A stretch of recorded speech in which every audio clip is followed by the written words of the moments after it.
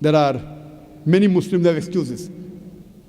They say that when we speak to the non-Muslims, they tell me that mind your own business.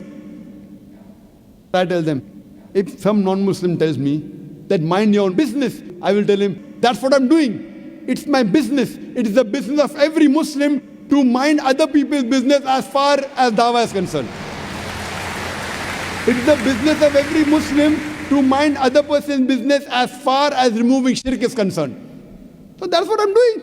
So when someone says mind your own business, that's what I'm doing. This is my business. It's the business of every Muslim to be a da'i. At least a part-time da'i, if not a full-time da'i. I'll give you an example. Suppose if you're going on a hill station, along with the family, and you have two kids, a girl and a boy, and your boy, Ahmad, 4 years old, while you're talking to your wife, and your small kid, Ahmad, 4 years old, he slips away from you, and is going towards the edge of the cliff. Now, by the time you realize that he's missing, he's already gone far away. And then you see him that walking close to the edge of the cliff. You want to shout, Ahmad, be careful, you'll fall down. But your voice cannot reach him, far away. There you see an elderly gentleman at the edge of the cliff with his hands folded. He's admiring beauty. You want to shout, Mister, Bhai Sahab, save my son, he will die. But your voice cannot reach him.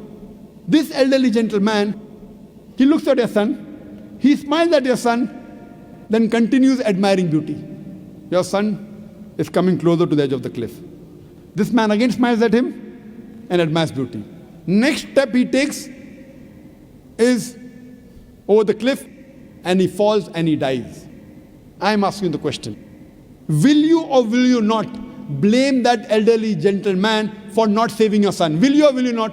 Only thing he had to do was stretch his hand. He didn't even have to take a step forward. Only thing he had to do was stretch his hand, and your son would have been saved. Will you blame him or not? Yes or no? Yes. But when you tell him, why didn't you save my son? He will say, I was minding my own business.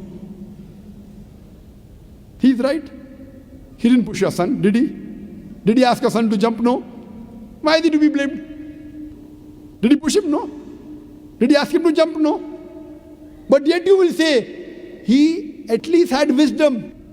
God gave him wisdom. My son, 4 years old, Masoom, innocent. What does he know? Yet you will blame him. Will you or will you not? Of course.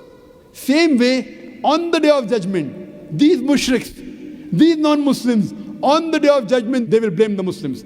They will catch your collar. That when Allah subhanahu wa ta'ala, when Almighty God gave you hidayah, why didn't you tell us? On the day of judgment, these non-Muslims will blame the Muslims and tell that why didn't these Muslims who Allah gave hidayah to, who Allah gave guidance to, why didn't they correct us? It is the duty of every Muslim that he conveys the message of Islam to the non-Muslims. Suppose if you have a neighbor who's a mushrik, and if you have not conveyed the message of Islam to him, and if he dies, Allah will ask him on the day of judgment, why didn't you accept Islam? He will say, Ya Allah, Bari Ta'ala, no one gave me the message. He said, I gave the message directly to you. You did shirk, you'll go to hell. Allah will ask you next, did you convey the message to your neighbor, non-Muslim neighbor? And if you say no, you will follow him. You will follow him. It's the duty of every Muslim that he should convey the message of Allah subhanahu wa ta'ala to those who are not aware of it.